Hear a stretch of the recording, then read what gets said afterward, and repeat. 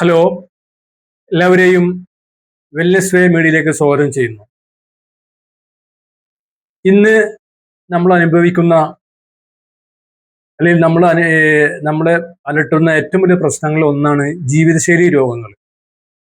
ജീവിതശൈലി രോഗങ്ങൾ എന്ന് കേട്ട് കേട്ട് നമ്മൾ തഴമ്പിച്ച വാക്കാണ്. അപ്പോൾ എന്താണ് ജീവിതശൈലി രോഗങ്ങൾ എന്നുള്ള സാധാരണക്കാരെ ഒന്ന് ബോധവൽക്കരണം ചെയ്യുക എന്നതാണ് എൻ്റെ വീഡിയോയുടെ ചെറിയൊരു ഉദ്ദേശം. ജീവിതശൈലി രോഗങ്ങൾ എന്ന് പറഞ്ഞാൽ നമ്മുടെ ശരീരം നമ്മ ശ്രദ്ധിക്കാതെ നമ്മൾ കെയർ ചെയ്യാതെ വരുന്ന ഒരു പ്രശ്നങ്ങളെയാണ് മൊത്തത്തിൽ ജീവിതശൈലി രോഗങ്ങൾ എന്ന് അറിയപ്പെടുന്നത്. ജീവിതശൈലി രോഗങ്ങൾ ഏറ്റവും പ്രധാനപ്പെട്ടതാണ് പ്രമേഹം, ബ്ലഡ് പ്രഷർ, അമിതമായ വണ്ണം, അൾഷിമേഴ്സ്.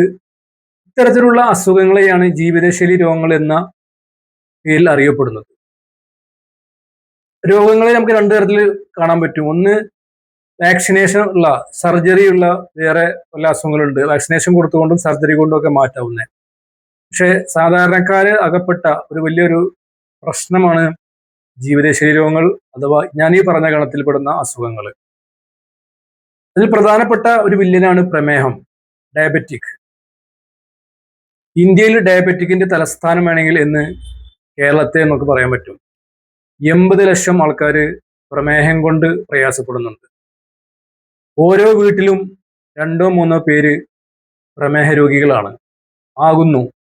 പല ആൾക്കാരും പ്രമേഹ രോഗങ്ങൾ ഉണ്ടായിട്ട് ടെസ്റ്റ് ചെയ്യാതെ അത് മറച്ചു വെച്ചുകൊണ്ട് ഞാൻ ആ രോഗിയല്ല എന്നറിയിക്കുന്ന കൂട്ടത്തിൽ വേറെയുണ്ട്. 80 ലക്ഷം എന്നുള്ളത് ഗവൺമെന്റിന്റെ പുതിയ പഠനമാണ്. പക്ഷെ എത്രയോ അതിൽ കൂടുതലായിരിക്കും ഞാൻ ഈ പറഞ്ഞ ഗണത്തിൽപ്പെടുന്ന പല വ്യക്തികളും. ഈ ജീവിതശൈലി രോഗങ്ങൾ നമ്മളായി ഉണ്ടാക്കുന്നതാണ്. കാരണം കേരളത്തിലെ മലയാളിയുടെ ഒരു ഫുഡ് സംസ്കാരമാണ് ഇത്തരത്തില് ഈ ജീവിതശൈലി രോഗങ്ങൾ കൂടാൻ കാരണം ഇന്ന് ശരാശരി ഒരു മലയാളിയുടെ ജീവിതം സ്റ്റാർട്ട് ചെയ്യുന്നത് തന്നെ കാർബോഹൈഡ്രേറ്റ് കൊണ്ടാണ്. കാലത്ത് നിങ്ങൾ നോക്കിക്കോളൂ, വെള്ള റൈസ് കൊണ്ടുള്ള പുട്ട്, അതുപോലെ തന്നെ ദോശ, അങ്ങനെ പോകുന്നു. ഉച്ചക്ക് റൈസ് കൊണ്ടുള്ള ഒരു കുന്നോളം ചോറ്, അങ്ങനെ പോകുന്നു. രാത്രി സമയം തെറ്റിയാലും ഇല്ലെങ്കിലും അതേ സിസ്റ്റം തന്നെ വീണ്ടും ആവർത്തിക്കുന്നു. അപ്പോൾ ഒരു ശരാശരി മലയാളിയുടെ ശരീരത്തിലേക്ക് ചെല്ലുന്ന കാർബോഹൈഡ്രേറ്റിന്റെ അളവിനെ നിങ്ങളൊന്ന് ശരിക്കൊന്ന് പഠിച്ചു നോക്കുക. അപ്പോൾ എത്ര ശതമാനം ആണ് നമുക്ക് കാർബോഹൈഡ്രേറ്റ് ശരീരത്തിലേക്ക് ചെല്ലുന്നത്? സത്യത്തിൽ പറഞ്ഞാൽ കാർബോഹൈഡ്രേറ്റിന്റെ പ്രശ്നമല്ല, നമുക്ക് കാർബോഹൈഡ്രേറ്റ് ആവശ്യമാണ്. ഈ രംഗത്ത് പ്രവർത്തിക്കുന്ന പല ഡോക്ടർമാരും കാർബോഹൈഡ്രേറ്റ് കഴിക്കുന്നതിന് പറയുന്നുണ്ട്. പക്ഷെ അതിന് അളവ് വേണം. നമ്മൾ എന്ത് കഴിക്കുമ്പോഴും കൃത്യമായിട്ടുള്ള അളവ് വേണം. ശരാശരി ഒരു മലയാളിയുടെ ഭക്ഷണരീതി ഞാൻ ഈ പറഞ്ഞത്. പക്ഷെ നമ്മൾ ആരോഗ്യവനായി ജീവിക്കാനുള്ള ഭക്ഷണരീതി ഇതല്ല. ഒരു 20% പ്രോട്ടീനും അതുപോലെ തന്നെ ഒരു 40% കാർബോഹൈഡ്രേറ്റിലും പിന്നെ മറ്റുള്ള ചെറിയ വിറ്റാമിൻസും കൂടി കൃത്യമായിട്ട് നമ്മൾ കഴിക്കണം. ശരാശരി ഒരു 60 വയസ്സുള്ള ഒരു വ്യക്തിക്ക് 60 ഗ്രാം പ്രോട്ടീൻ വേണം. ഒരു മുടുകയിൽ കൃത്യമായിട്ട് നമുക്ക് 60 ഗ്രാം പ്രോട്ടീൻ കിട്ടും. പക്ഷെ സാധാരണക്കാരെ പോലെ നമ്മളെ പോലത്തെ ആൾക്കാർക്ക് അതത്ര ഈസി അല്ല മുടുക പിടിച്ച് കഴിക്കുക എന്ന് പറഞ്ഞത്. അപ്പൊ നമ്മൾ മനസ്സിലാക്കേണ്ടത്, നമ്മൾ ഇന്ന് അകപ്പെട്ട ഈ കുടുക്കിൽ നിന്ന് കരകയറാൻ നമ്മൾ എന്ത് കഴിക്കണം, എന്ത് കഴിച്ചാലാണ് നമുക്ക് ഒരു ശാശ്വത പരിഹാരം കിട്ടുന്നത്? ഇന്ന് നമ്മൾ പ്രമേഹ രോഗത്തിന് ഗുളിക കഴിക്കാത്തതിന്റെ പ്രശ്നമല്ല, ഇൻസുലിൻ എടുക്കാത്ത പ്രശ്നമല്ല.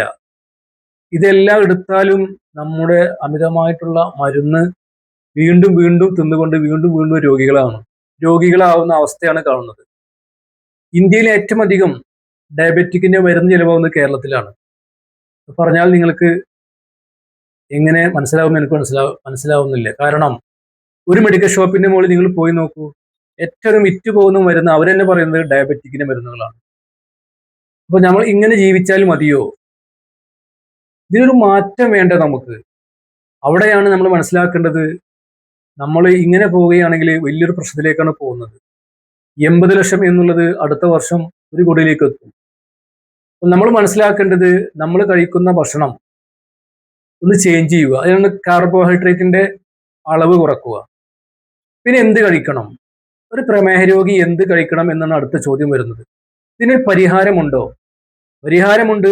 നമ്മൾ തന്നെ നമ്മുടെ ഡോക്ടർ ആവണം. നമ്മൾ ഡോക്ടർ പറയുന്ന ഗുളികകളും ഇൻസുലിനൊക്കെ കഴിക്കുന്നുണ്ടെങ്കിലും നമ്മുടെ ഭക്ഷണ രീതി നമ്മൾ ശ്രദ്ധിക്കുന്നുണ്ടോ? നമ്മൾക്ക് ഈ പ്രമേഹത്തെ എന്നെന്നും ഗുളിക കൊണ്ട് നിലനിർത്താൻ പറ്റുമോ?